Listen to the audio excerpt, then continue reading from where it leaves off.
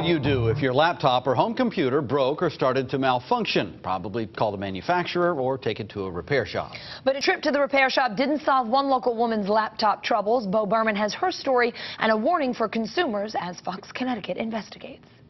Well, this is my personal laptop, and I'll tell you, I wouldn't know the first thing to do if it broke. Like most people, I'd probably call Apple Computer, and if they told me to, take it to the shop.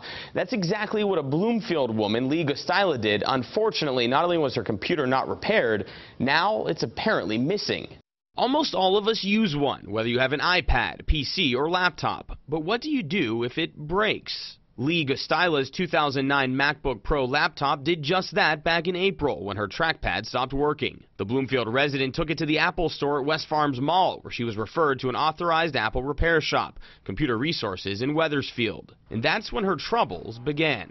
I was kind of agitated. I was like, what is going on with my computer? That's because after visiting the Apple store on April 18th and then Computer Resources on April 26th, the repair shop fixed the trackpad and it was working fine. But a month later, the screen suddenly went black, possibly affected by a previously defective and recalled battery, according to an Apple representative. He said if that's the case, this is covered under Apple Care. So Lee brought her laptop back to Computer Resources, expecting they'd confirm the defective battery, which may be covered under warranty. When she finally reached someone several days after leaving her computer for service, a manager said he'd try and look at it that night. Lee says it was frustrating, but not as bad as what she'd find out the next time she called the shop. He said Tuesday night we were broken into and 32 computers were stolen. Wethersfield police responded immediately to the reported burglary after an employee reported there was a lot missing. But it was too late. Lee's computer was gone, along with hundreds of dollars in music and priceless photos and passwords stored inside. Your information's out there in the hands of thieves. Somebody should pay for that.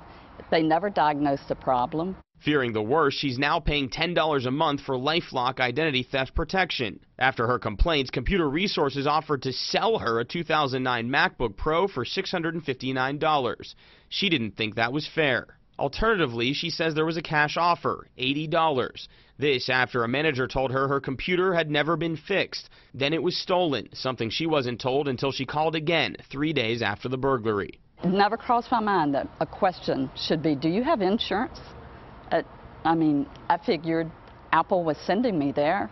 They had to be reputable. We emailed owner Peter Carbonell, and he emailed us back saying, quote, "I'd like to explain that we have attempted multiple times to work with Lee Gostila." His email explained the offer to sell her an '09 MacBook, but didn't mention the $80 cash proposal to walk away, which Lee says she was offered. She says the shop claims they don't have enough insurance to cover all the losses. We tried to confirm this by emailing Carbonell back, but he didn't respond. Next, we went to his shop and later his listed home addresses with follow-up questions, but he wasn't around.